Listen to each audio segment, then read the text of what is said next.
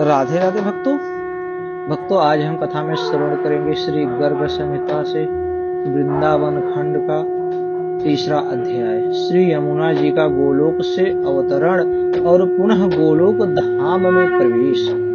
सनंद जी कहते हैं, नंदराज, गोलोक में श्री हरि ने जब यमुना जी को भूतल पर जाने की आज्ञा दी और सरिताओं में श्रेष्ठ यमुना जब श्री कृष्ण की परिक्रमा करके जाने को उद्यत हुई, उसी समय विरजा तथा ब्रह्म द्रव से उत्पन्न साक्षात गंगा, ये दोनों नदियां आकर यमुना जी में लीन हो गईं। इसलिए परिपूर्णतमा कृष्णा यमुना को परिपूर्णतम श्री कृष्ण की पटरानी के रूप में लोग जानते हैं। तदंतर सरिताओं में श्रेष्ठ कालिंदी अपने महान वेग से विरजा के वेग का भेदन करके निकुंज द्वार से निकली और असंख्य ब्रह्मांड समूहों का स्पर्श करती हुई ब्रह्म द्रव में गईं। फिर उसकी दीर्घ जल राशि का अपने महान वेग से भेदन करती हुई वे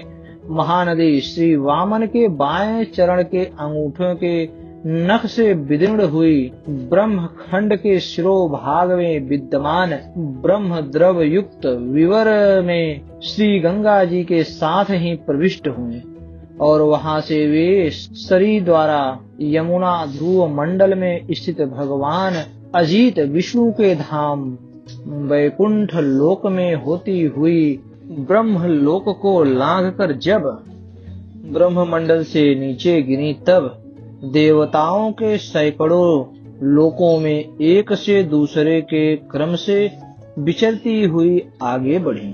तदंतर वे सुमेरगिरी के शिखर पर बड़े वेग से गिरी और अनेक शैल श्रृंगों को लांघकर बड़ी बड़ी चट्टानों के तटों का भेदन करती हुई जब मेरु पर्वत से दक्षिण दिशा की ओर जाने को उद्यत हुई, तब यमुना जी गंगा से अलग हो गई।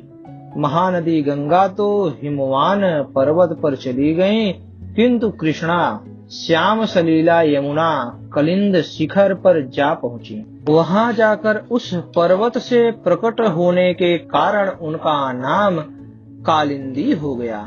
कलिंद गिरी के शिखरों से टूटकर जो बड़ी बड़ी चट्टानें पड़ी थीं, उनके सुदृढ़ तटों को तोड़ती फोड़ती और भूखंड पर लौटती हुई वेगवती कृष्णा कालिंदी अनेक देशों को पवित्र करती हुई खांडव वन में इंद्रप्रस्थ या दिल्ली के पास जा पहुंची। यमुना जी साक्षात परिपूर्णतम भगवान श्री कृष्ण को अपना पति बनाना चाहती थीं, इसलिए वे परम दिव्य देह धारण करके खांडव वन में तपस्या करने लगी। यमुना के पिता भगवान सूर्य ने जल के भीतर ही एक दिव्य गेह का निर्माण कर दिया था, जिसमें आज भी वे रहा करती हैं।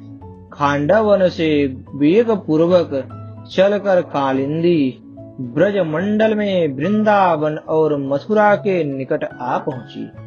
महावन के पास सीकतामय रमण स्थल में भी प्रवाहित हुई। श्री गोकुल में आने पर परम सुंदरी यमुना ने विशाखा सखी के नाम से अपने नेतृत्व में गोप किशोरियों का एक यूथ बनाया और श्री कृष्ण चंद्र के रास में सम्मिलित होने के लिए उन्होंने वहीं अपना निवास स्थान निश्चित कर लिया। तदंतर वे जब ब्रज से आगे जाने लगी, तब ब्रज भूमि के वियोग से विह्वल हो प्रेमानंद के आंसू बहाती हुई पश्चिम दिशा की ओर प्रवाहित हुई। तदंतर ब्रज मंडल की भूमि को अपने बारी वेग से 3 बार प्रणाम करके यमुना अनेक देशों को पवित्र करती हुई उत्तम तीर्थ प्रयाग में जा पहुंची।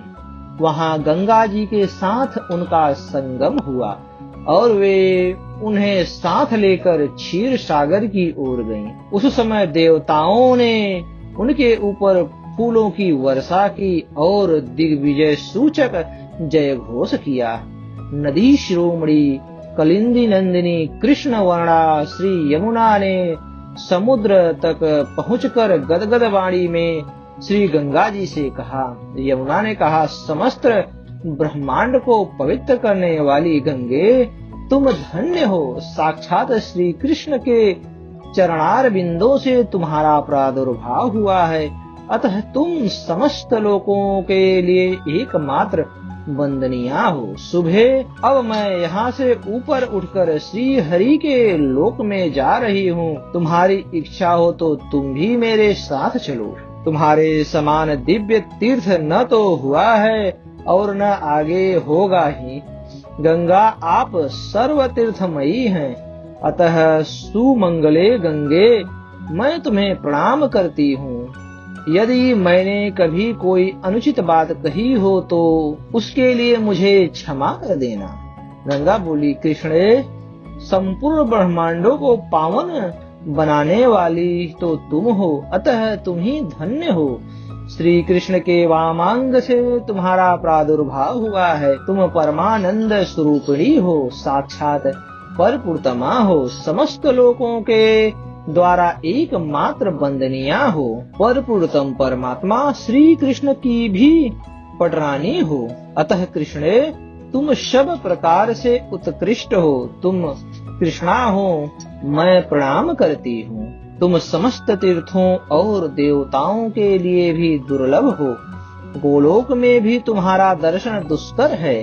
मैं तो भगवान श्री कृष्ण की ही आज्ञा से मंगलमय पाताल लोक में जाऊंगी। यद्यपि तुम्हारे वियोग के भय से मैं बहुत व्याकुल हूँ, तो भी इस समय तुम्हारे साथ चलने में असमर्थ हूँ। ब्रज के रास मंडल में मैं भी तुम्हारे युद्ध में सम्मिलित होकर रहूंगी। हरि प्रिय, मैंने भी यदि कोई अप्रिय बात कह दी हो तो उसके लिए मुझे क्षमा कर देना।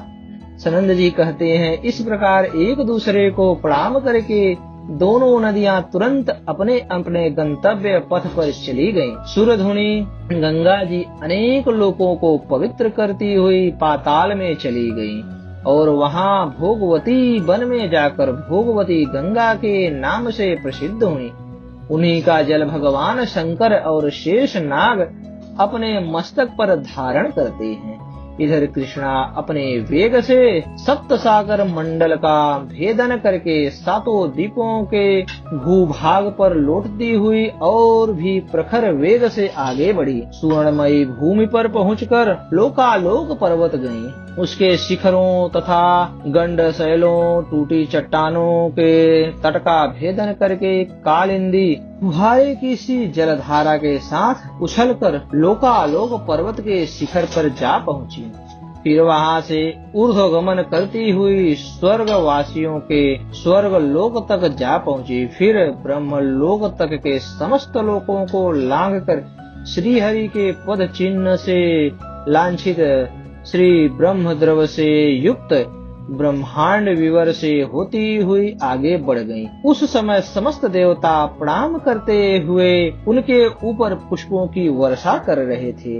इस तरह सरिताओं में श्रेष्ठ यमुना पुनः श्री कृष्ण के गोलोक धाम में आरूढ़ हो गई। कालिंद गिरी नंदिनी यमुना के इस मंगलमय नूतन चरित्र का भूतल पर यदि श्रवण या पठन किया जाए तो वह उत्तम मंगल का विस्तार करता है। यदि कोई भी मनुष्य इस चरित्र को मन में धारण करे और प्रतिदिन पढ़े तो वह भगवान की निकुंज लीला के द्वारा वर्ण किए गए उनके परम पद गोलोक धाम में पहुंच जाता है। अस्तु। राधे राधे भक्तों, हमारी यह कथा आपको कैसी लगी? कृपया कमेंट कर कमेंट बॉक्स में अपना सुझाव हमें जरूर दें। धन्यवाद भक्तों। राधे राधे।